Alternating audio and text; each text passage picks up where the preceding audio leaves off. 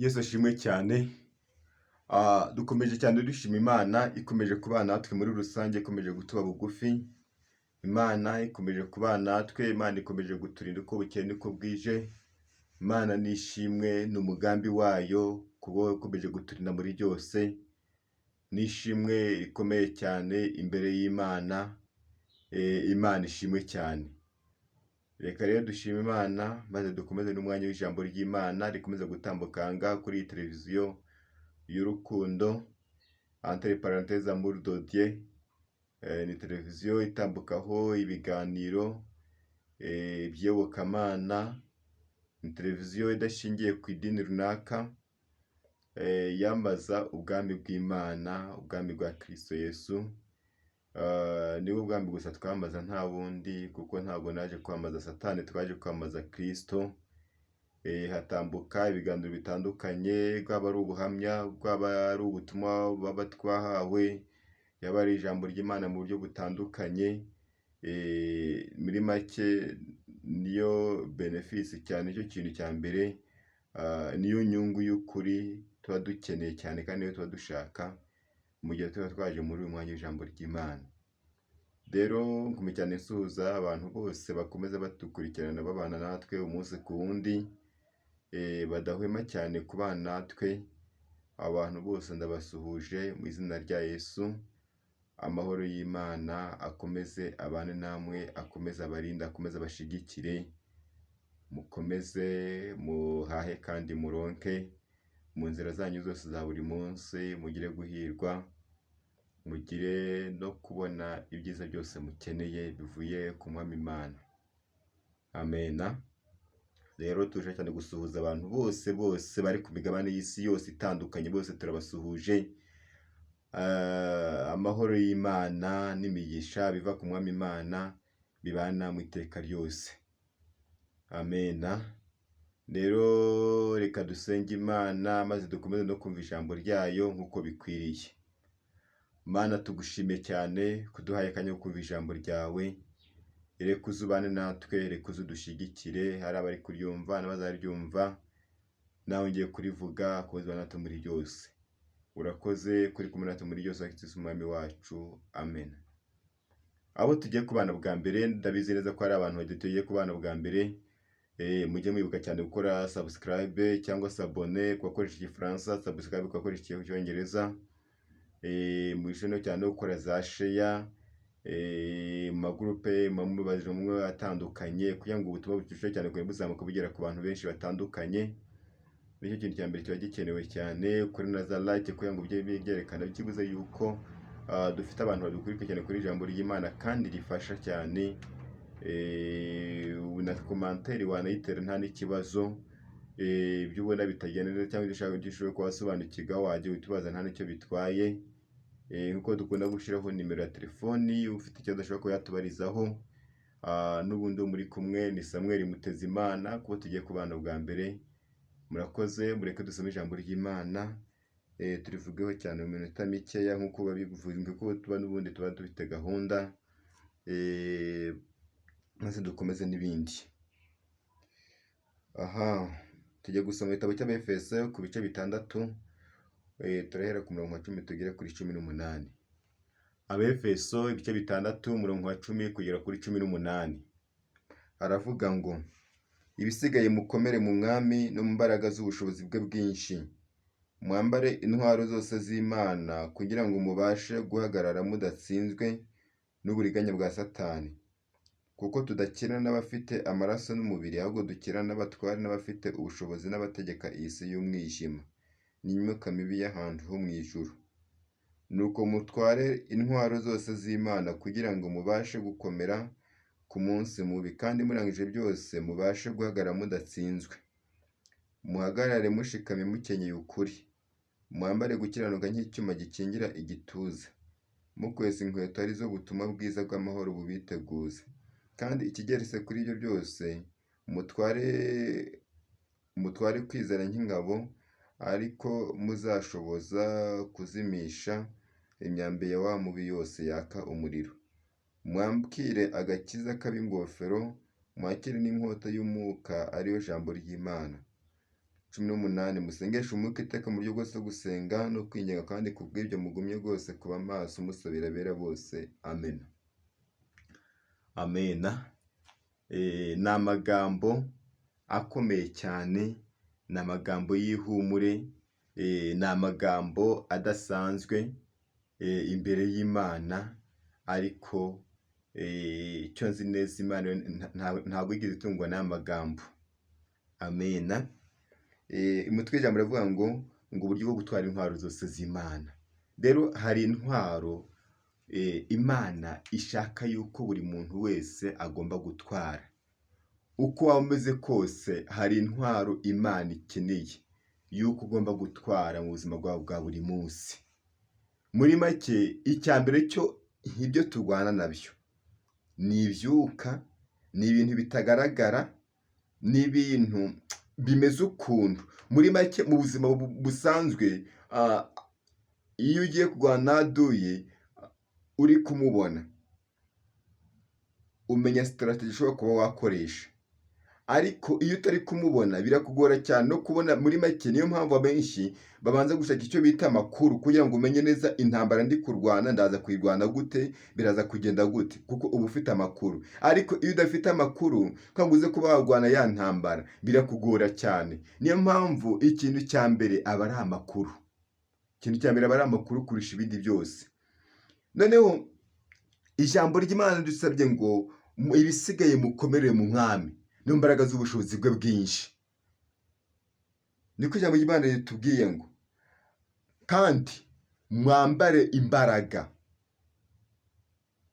ngo mutware intwaro zose z'Imana. Muri make, intwaro zose z'Imana dutegetswe kuba twazitwara. Ntabwo ari ibintu dusabwa. Dutegetswe gutwara intwaro zose z'Imana, kuko ibiduhiga, kuko ibikomeje cyane kuturwanya, kuko ibyo turi kurwanya nabyo ni byinshi kandi birakomeye kandi birasaba imbaraga.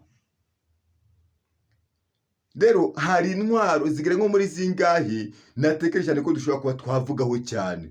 N'ubundi nazo Imana yavuzeho hano. Kuko icya mbere cyo tugomba gutwara ikintu bita agakiza. Ugomba kwambara ingofero, iyo ngofero y'agakiza. Kuko murabona nk'urugero, iyo umuntu yambaye kasike mu mutwe, iyo ari nko kuri moto cyangwa nk'abantu bakora mu birombe, mu bintu by'amabuye, iyo bagiye kwinjiramo, hari ikigofero babanza kwambara kugira ngo iyo ngofero ntize kuba yaproteja umutwe. Niko bigende.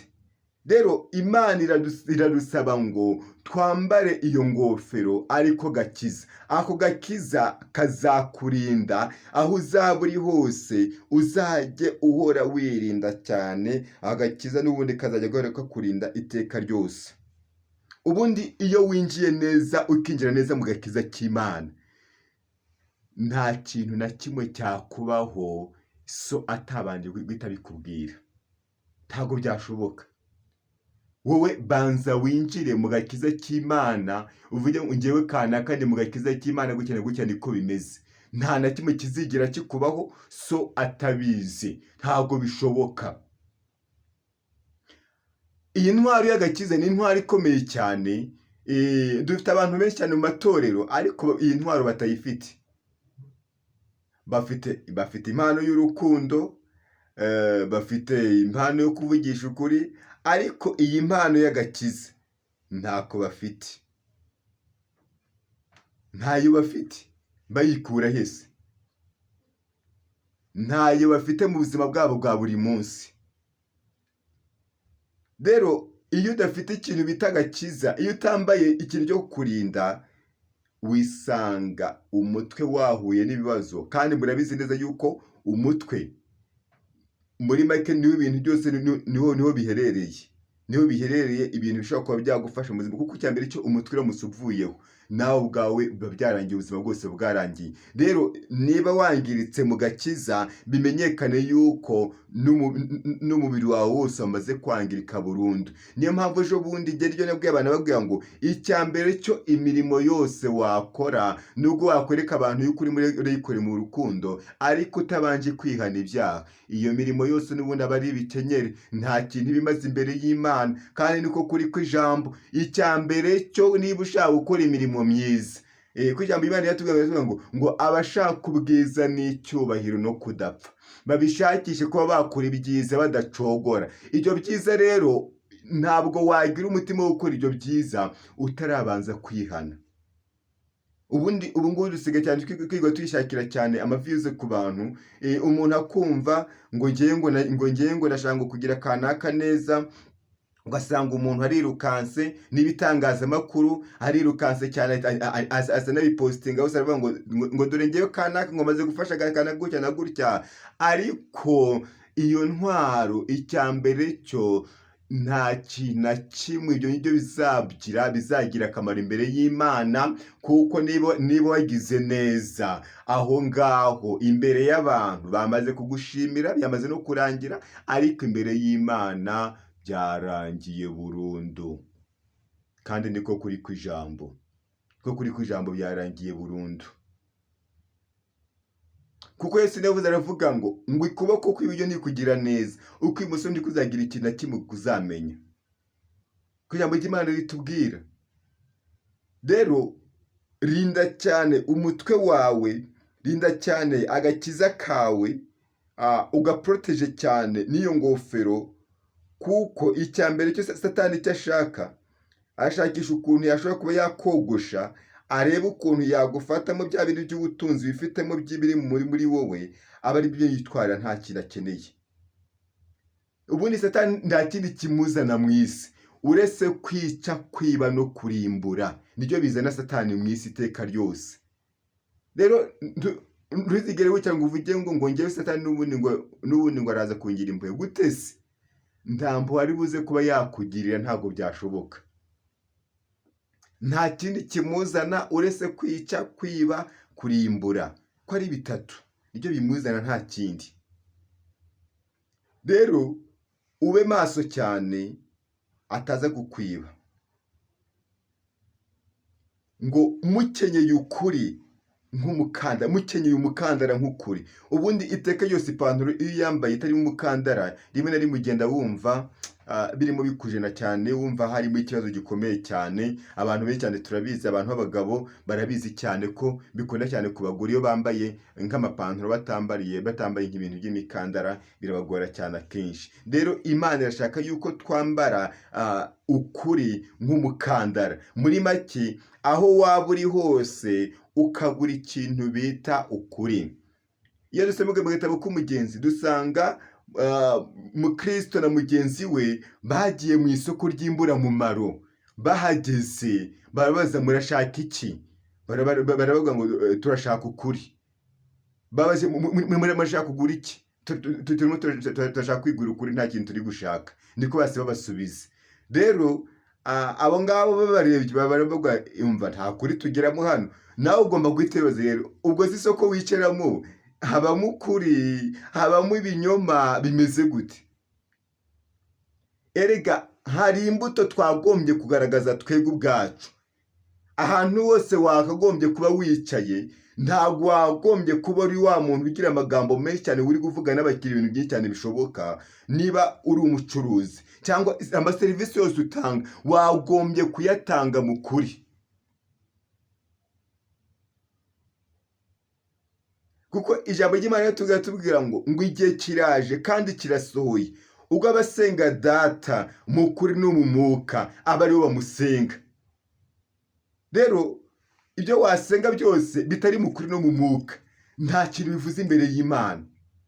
Muri make, ijambo bita ukuri ni ijambo cyane Imana ishaka yuko umuntu wese agira mu kanwa kiwe. Niyo mpamvu Yesu yavuze aravuga ngo mu magambo yanyu mugomba kugira amagambo abiri, mugomba kugira yego cyangwa oya. Ni amagambo abiri, ntabwo mugomba kuyarenza. Ibindi birenze kuri ibyo ngibyo bizaba ari ibinyoma bivuye ku mwanzi. Kandi abantu benshi cyane rero usanga twiga tuyihimbaza cyane, tuvuga amagambo menshi cyane kugira ngo tuvugane abantu, ugasanga dufite amagambo menshi cyane adasanzwe. Ariko iyi saha ndakubwiye ngo Kristo ntabwo dukeneye ayo magambo ameze gutyo. Arashaka yuko tugira amagambo abiri, yego cyangwa oya. Ibindi birenze kuri ibyo ngibyo bizaba ari imitego umwanzi arimo aradutega uko yishakiye. Amena. Imana irashaka yuko twongera cyane kugira icyo bita ukuri hagati muri twebwe, uko tugenda ibyo tuvuga tukagenda turi mu kuri kw'ijambo ry'Imana. Amen. Dutwara intwaro y'ukuri. Intwaro y'ukuri irakenewe cyane. Intwaro y'ukuri irakenewe cyane ku isoko. Abantu benshi cyane bagiye bayitakaza iyi ntwaro y'ukuri. Kandi ni intwaro cyane yari ifite imbaraga, ni intwaro cyane igushoboza, ni intwaro cyane ituma ubana neza n'Imana, utayiryajya nayo ubwayo itakuryajya. Ijambo ry'Imana riramubwira ngo abaca mu isezerano ngo izabayobeshya kubashyeshyenga. Ni muri Daniel 11:32. Izabayobeshya kubashyeshyenga abo ngabo. Ku ijambo ry'Imana ritubwira cyane. Ukabanza ukibaza cyane isaha. Ubwo ngewe uko mpagaze, ubwo ngewe uko meze, ntabwo ndimo ndashyeshyengwa kuko bimeze gute, byifashe gute? Banze wongere cyane witekerezeho, wongere cyane wisuzume, ubanze wibaze cyane, witekereze baze, ubwo ngewe kanaka bimeze gute? Igihe ni iki kugira ngo ufate umwanzuro? Igihe ni iki kugira ngo Imana yongere ikunezererwe? Igihe ni iki kugira ngo wongere ube umumaro imbere y'Imana? Igihe ni iki kugira ngo Imana yongere igushimishe mu buryo budasanzwe? Amena. Niko bimeze, niko kuri kw'ijambo. Niko kuri kw'ijambo. Niko kuri kw'ijambo ry'Imana.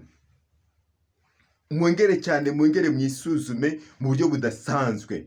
Ubanze ibaze cyane, amagambo yanjye yose mvuga kuko arimo ukuri kw'ijambo ry'Imana? Ibyo nkora harimo ukuri kw'ijambo ry'Imana? Ibyo ntekereza harimo ukuri kw'ijambo ry'Imana? Ukongera cyane, ukongera ukabanza ukisuzuma, cyane iteka ryose. Ngo dutware n'intwaro yo kwizera. Iyi ngiyi abantu benshi bamaze kuyita burundu. Uko ijambo ry'Imana riramubwira ngo umukiranutsi wanjye wese ngo azabeshwaho no kwizera, ariko ngo nasubira inyuma umutima wiwe ntabwo uzigera, umutima wanjye Uwiteka ntabwo uzigera umwishimira. Rero impamvu Uwiteka twishimira nuko tumwizera kandi tugakomeza dusonga mbere, apana gusubira inyuma. Niko kuri kw'ijambo. Nuko tugomba kumwizera tukagenda tujya imbere cyane tutajya inyuma. Nicyo kintu Kristo dushakaho.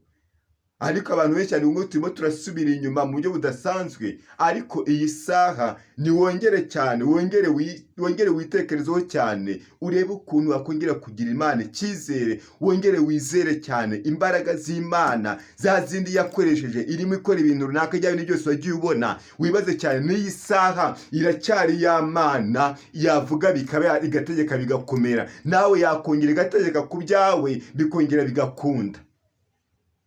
Amena.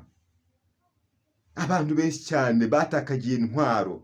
Hari intwaro y'ukuri, hari intwaro yo kwizera, hari intwaro y'agakiza, hari intwaro yo gusenga. Muri make nimba tuvuga ngo musengeshe umwuka iteka mu buryo bwose bwo gusenga. Iyo ngiyo ni intwaro n'ubundi. Intwaro yo gusenga cyane niyo ntwaro idushoboza kuba twakwegera muri za zindi zose neza.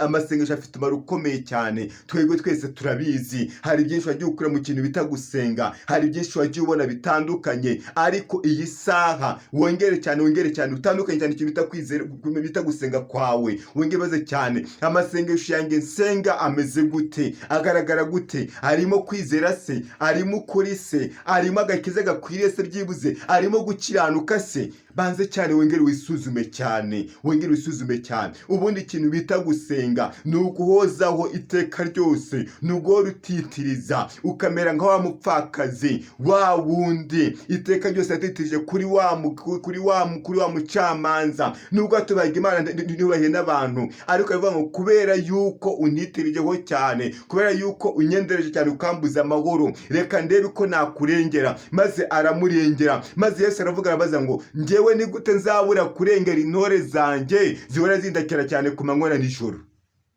Amena.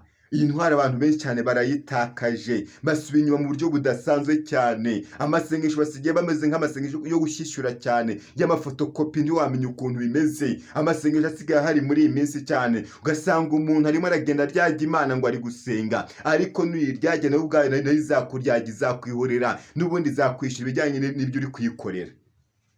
Amena. Ubundi umukristo w'ukuri agizwe n'ibintu bigera muri 4. Icya mbere cyo, umukristo wese agomba kuba afite ikintu bita urukundo. Umukristo agomba kugira ikintu bita ukuri. Umukristo agomba kugira ikintu bita kwizera. Umukristo agomba kugira ikintu bita gusenga. Reba iyo watakaje muri izo zose, usaba Imana ikugirire impuhwe, yongere ikugarukeho, yongere ibane nawe, yongere igushigikire, yongere ibe mu ruhande rwawe, muri make ijye ibana nawe iteka ryose, ntizigere igusiga. Rero tugiye gusenga, ugomba cyane kureba intwaro watakaje muri iyi ngiyi, ntirimo ituma utaba maso. Ku ijambo ry'Imana rishaka ko tuba maso cyane kurusha ibindi byose. Muri make tugomba gusenga ariko turi maso, kandi tugomba gusengera mu mwuka. Bavuga ngo dusengere mu mwuka, nuko hari abasenga badasengera mu mwuka. Hari abantu bafite amasengesho ameze nk'intuza, ameze ngaho ari kalendari, ugasanga umuntu afite isengesho rimwe asenga kuva ku wa mbere, akarangiza umwaka ari isengesho rimwe gusa ryonyine ajya asenga, ritajya rihinduka. Niba atagira umwanya by'ibyo gushema n'Imana simbizi, ariko hari amasengesho twagiye twinjiramo cyane ameze nk'imihango y'amadini. Amasengesho sinzi ukuntu ameze, gasanga ari amasengesho twagiye dufata cyane mu mitwe yacu. Ariko iyi sanda kugira inama ngo ongera uhindukire, ongera ugaruke cyane, ongera ube cyane mu mwanya w'Imana, ongera cyane, wongera ukaze ikintu bita gusenga, kandi usengera mu kuri kw'ijambo ry'Imana, kandi usengera mu mwuka cyane. Imana y'amahoro yonyine ubwayo ifite ukuntu iri buze kuba yakugenza, yonyine ifite ukuntu yakugenza, ifite ukuntu yabihindura bya bindi byose ubona byakubanye intuza. Ariko icyo Imana ishaka cyane uko tuba maso, tugasengesha umwuka iteka kurusha ibindi byose. Amena. Tugomba kuba maso cyane, tugomba kuba maso cyane. Abazajya muri icyo gihugu bazaba bambaye imyenda yera, babikiwe ikamba z'izahabu, umunsi umwe nzakigeramo. Haleluya, niko mvuza impundu, haleluya, nzinjira mu murwa, haleluya, ndi hafi gutaha, umunsi umwe nzakigeramo. Amena. Wongera cyane, wongere wisuzume, wongere cyane, wongere wibaze cyane ukuntu wagiye ubana n'Imana, ari mu migendere yawe, ari mu mikorere yawe. Imana yamara ugiye kugira impuhwe cyane. Tugushimiye Data, tugushimiye kuri Mube, tugushimiye ku ijambo ryawe. Nyemera cyane udushoboze gutwara izo ntwaro zose, dushoboze Mana kuba twazimisha imyambi y'umubi. Icyo twifuza cyane imbaraga zidasanzwe zadushoboza. Urakoze ko ubikoze, bisabye nizeye Kristo umwami wacu. Amen.